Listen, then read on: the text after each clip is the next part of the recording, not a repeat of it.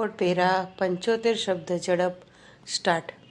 અકસ્માત સંદર્ભમાં જે તપાસ કાર્યવાહી થયેલ અને તેના રેકર્ડને જોવામાં આવે તો અકસ્માતના સ્થળની જગ્યાએ નર્મદા કેનાલની પાઇપલાઇનનું કામ ચાલતું હોવાનું અને તેના કારણે ડાયવર્ઝન હોવાનું રેકર્ડમાંથી જણાય છે તથા તપાસ કાર્યવાહી દરમિયાન સંસ્થાના સાક્ષીએ જે જવાબ આપેલ છે તેમાં ટાટા ક્વોલિસના ડ્રાઈવર તેમજ એસટીના ડ્રાઈવર બંનેને સહભાગી જવાબદાર જણાવેલ છે.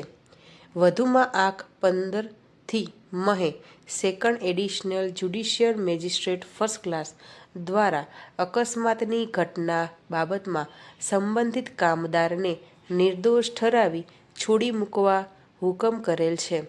ઉપરોક્ત અવલોકનને ધ્યાને લેતા આ અદાલતનું નમ્રપણે માનવું છે કે અકસ્માત એ એવી ઘટના છે કે ઓચિંતી અને આકસ્મિક ઘટના કહી શકાય અને બનેલ અકસ્માતની ઘટનાના કેસના સંજોગો જોતા માત્ર સંબંધિત કામદારને દોષિત ગણવો એ ન્યાયોચિત જણાતું નથી. આ સંજોગોમાં બીજા પક્ષકારને જે શિક્ષા પ્રથમ પક્ષકારે કરેલ છે તે વધુ પડતી આકરી શિક્ષા હોવાનું આ અદાલતનું માનવું છે. આ તબક્કે એ પણ ઉલ્લેખ કરવામાં આવેલ છે કે ફોજદારી કાર્યવાહી અને અત્રેની અદાલત સમક્ષની કાર્યવાહી એ બંને ભિન્ન કાર્યવાહી છે. હાથ પરના કેસની સમગ્ર બાબતને ધ્યાને લેતા બીજા પક્ષકારને કરવામાં આવેલ વધુ પડતી શિક્ષામાં દરમિયાન કરવામાં આવે તો તે યોગ્ય, વ્યાજબી અને ન્યાયી જણાશે.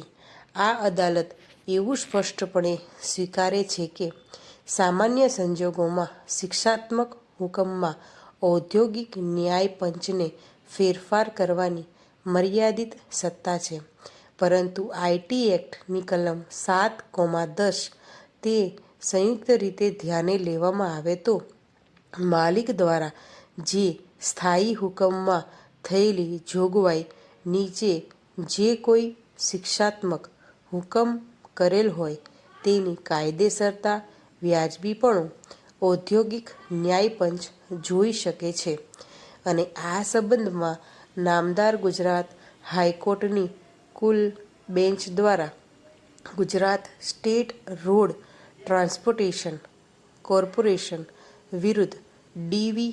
ચૌહાણના કેસમાં આપેલ ચુકાદામાં પ્રસ્થાપિત કરેલ છે. જે ચુકાદો 2006/3 LLJ ઉપર પ્રસિદ્ધ થયેલ છે. તેમાં કાયદાથી પ્રસ્થાપિત થયેલ છે કે આઈટી એક્ટની કલમ 11નો ઉપયોગ ડિસ્ચાર્જ અને ડિસમિસના કેસમાં થઈ શકે છે. તે સિવાય બીજા સંજોગોમાં બીજી સજા કરેલ હોય તો ઔદ્યોગિક ન્યાયપંચ શિક્ષાત્મક હુકમમાં વ્યાજબીપણામાં અને કાયદેસરતાની બાબતને તપાસી શકે છે. આમ અગાઉ ચર્ચા કરી તે મુજબ આઈટી એક્ટ 1947ની કલમ 7:10 સાથે વાંચતા સજા બાબતમાં દરમિયાનગીરી કરી શકે છે.